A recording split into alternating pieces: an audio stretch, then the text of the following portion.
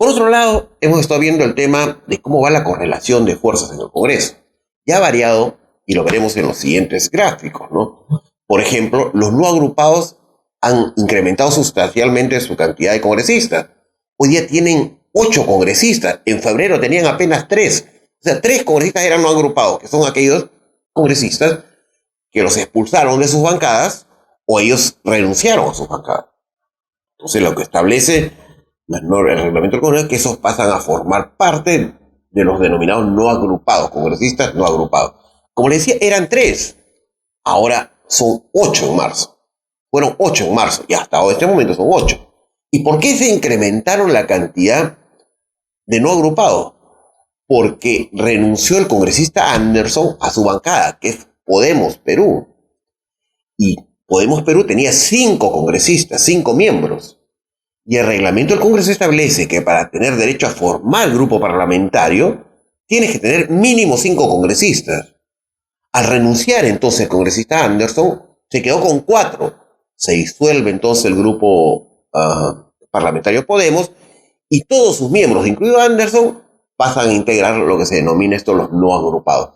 Es por eso que la correlación de fuerzas ha variado en el Congreso. Ha incrementado el número de congresistas no agrupados y han disminuido en 1 la cantidad de grupos parlamentarios existentes. Esta situación nos lleva pues a que hoy en día los no agrupados que tenían manejaban el 6% de los votos o el 3%, el 2% de los votos del Congreso, hoy día manejan el 6%. Si manejan el 6% significa que si todos los no agrupados votaran en un sentido, en determinada norma, determinado tema que se ve en el Congreso, tendrían más fuerza que Juntos por el Perú. Porque Juntos por el Perú solamente congrega el 4% de los votos. Más fuerza que Somos Perú. Somos Perú solamente congrega el 4% de los votos. Más fuerza que Perú Democrático, porque controla solamente el 6% de los grupos. Es decir, los no agrupados han agarrado una relevancia importante en la correlación de fuerzas en el Congreso. Les decía, tienen más fuerza que hasta 3 grupos parlamentarios que están hoy día en vigencia. Lo que ocurre es que no necesariamente votan juntos, votan disgregados.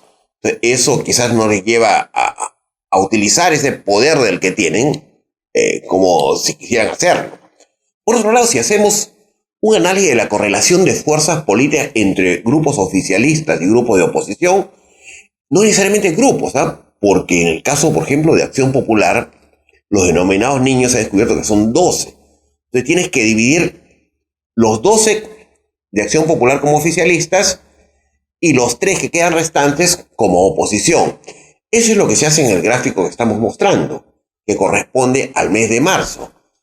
En el mes de febrero, esta correlación de fuerzas nos daba, y esto lo realizamos en base a varios criterios, a varios indicadores que tenemos y llegamos permanentemente, la correlación entre fuerzas oficialistas y fuerzas de oposición era idéntica prácticamente. Manejaban 65 votos los oficialistas y 65 votos los no oficialistas.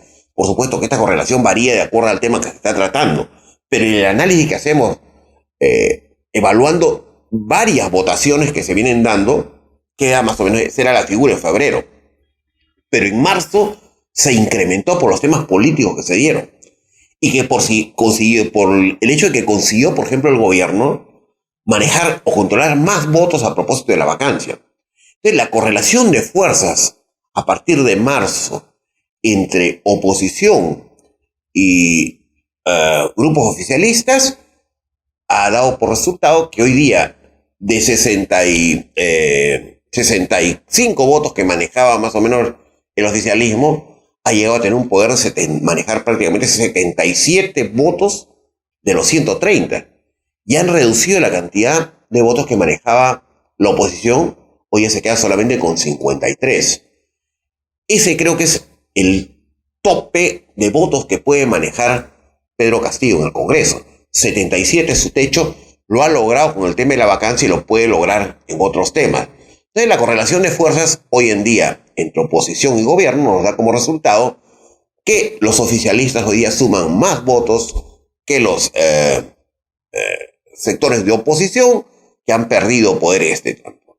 Si vemos el tema solamente cuantitativo, quién maneja más votos, pero de manera cuantitativa, no al detalle que hemos visto en los gráficos hace un momento, en el cual te determina que no necesariamente la bancada de Acción Popular es oficialista o lo que fuera, tenemos que el poder cuantitativamente en marzo lo tiene Perú Libre, el mayor poder político por número de congresistas y todo, le sigue Fuerza Popular, luego Acción Popular con 15 votos, Alianza para el Progreso y luego sigue el resto de bancadas que son algo más pequeñas. Si vamos al tema de la vacancia propiamente dicha, ¿qué ocurrió? Hubo dos momentos. El tema de la votación de la admisión a debate de esta moción de vacancia que se dio, y en el cual pudimos apreciar un fraccionamiento en la bancada, en los votos de bancada. Y eso obedece normalmente a dos temas. Un tema de negociación política efectiva por parte de quien no ha querido la admisión o de quienes han querido que se apruebe esta admisión. En este caso porque se aprobó la admisión, ¿no? Entonces, vemos bancadas como los no agrupados en aquel momento votaron también divididos. Perú Democrático inclusive tuvo ausentes. Perú Democrático, un grupo de izquierda que maneja Bermejo, que se retiró, recuerda, un grupo de congresistas de Perú Libre, y logró consolidar un grupo que votaba de manera homogénea. En el caso de la admisión a vacancia se dividió, hubieron ausentes. Esas ausencias se consideran ausencias voluntarias, no son ausencias porque me enfermé. Políticamente se maneja así, ¿no? Podemos es otro grupo que todavía existía en aquel momento de la admisión, también tuvo ausentes que no quisieron votar por la admisión de la vacancia o en contra de la vacancia. Los únicos grupos que votaron en bloque totalmente, sin ausencia, sin nada, fueron Juntos por el Perú, que siempre vota en bloque, el grupo de Verónica Mendoza, Renovación Popular, Avanza País tuvo por ahí algunos ausentes, y el resto no, el resto en la admisión de vacancia votó fragmentado, o con ausentes o con votos discordantes respecto a la posición mayoritaria de su grupo político. Cuando se vio ya el tema de la vacancia en sí, la situación varió sustancialmente, ¿no? El trabajo político y de en algunos otros aspectos que está siendo investigados hoy en día del gobierno, llegó a variar esa correlación de fuerzas, y aún cuando había fragmentación, esta fragmentación en las votaciones de las bancadas favorecieron al gobierno en el tema de la vacancia, es decir, cuando ya no se votaba respecto a si se admitía debatir el tema de la moción de vacancia, sino respecto a la incapacidad moral del presidente que les atribuía o le era atribuida a través de esta moción. En este caso, los no agrupados se dividieron hasta en tres, ¿no? Un grupo votó a favor, otro grupo votó en contra y otros grupos se abstuvieron. Perú Democrático, el grupo que se salió, como les dije hace un momento, de la bancada de Perú Libre, gobernista, que había tenido ausencias en la votación de la admisión de vacancia, esta vez sí votó en bloque. Votó en contra de la vacancia de Pedro Castillo. Juntos por el Perú, que también tuvo unos ausentes, votó en bloque. Somos Perú se dividió.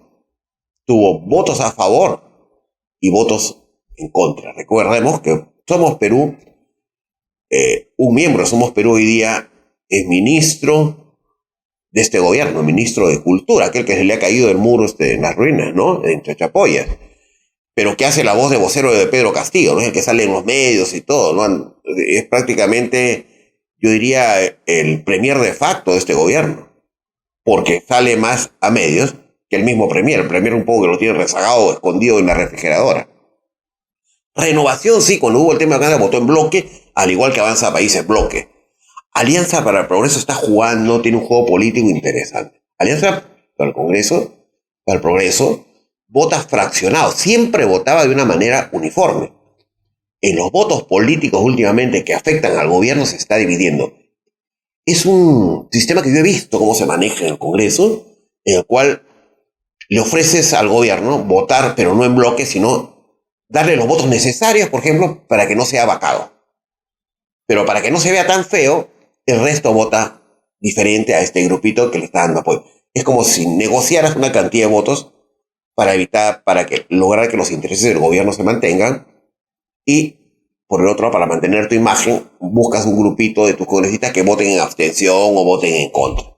Eso es lo que viene ocurriendo con Alianza Progreso. Está negociando, es evidente, No hay forma de que un grupo que votaba siempre de manera uniforme comience de un momento a otro a comenzar a votar dividiéndose de votos. Eso lo he visto innumerable cantidad de veces en varios congresos, durante todo el tiempo que yo he estado analizando congresos y he estado también dentro del congreso, ¿no? O sea, está negociando ese problema, no es un grupo seguro, está negociando con el gobierno. Acción Popular, pues los niños siempre votaron en bloque, ¿no? Esta vez los niños se abstuvieron supuestamente, para no pasar más vergüenza, pues les ha caído toda la quincha encima, ¿no? Con el tema de todas las denuncias de que estos han estado negociando por obras. Entonces, para no votar en contra de la vacancia, se abstuvieron, que era lo mismo prácticamente, ¿no? Abstenerse es prácticamente votar. Solamente los 3 que siempre votan como oposición fueron los únicos votos que mantuvieron en azul. Fuerza Popular tuvo nuevamente ausencia. Votó en bloque casi todo, pero hubo un ausente. Esta no es la primera vez que ocurre. Ya en las votaciones anteriores, en las últimas, también hay un voto disconforme que me parece que ha sido captado por el gobierno. Hay un congresista ahí que está rompiendo la unidad en Fuerza Popular. Aún mantiene su fuerza, porque tiene 24 votos. Tendrán 23, pero 23 es una fuerza importante, la segunda fuerza política en el Congreso. Y Perú Libre, que había más o menos tenido votos medios extraños en el tema de la admisión a vacancia, porque había tenido inclusive abstenciones, había tenido ausencias, varias ausencias, esta vez sí votó en bloque. ¿Cómo que entonces la cohesión de vacancia? Analizamos estos 3 momentos políticos. Primero, la confianza del gabinete, una votación altamente con alta carga política, la admisión de la vacancia y la incapacidad moral, que fue lo último que se votó, que era el tema de fondo en el tema de la vacancia.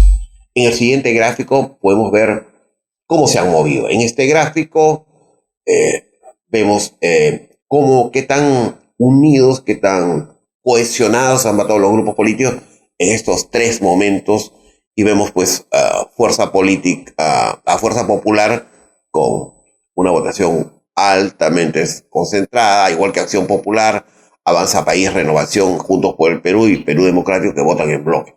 El resto han tenido algunos movimientos por ahí extraños, ¿no? Si hacemos un análisis general de cuál es el nivel de riesgo que generan por bancadas proyectado, pues tenemos pues que Perú Libre, Acción Popular, Perú Democrático, Somos Perú, Juntos por el Perú, son los que generan mayor nivel de riesgo político regulatorio, mayor inestabilidad política. Tenemos más gráficos por los cuales podemos ver pues el tema de riesgo político por bancadas, pero también podemos ver la orientación política. ¿Cuál es la orientación política? Que ustedes lo pueden ver en este caso. Tanto más te acercas al 1, te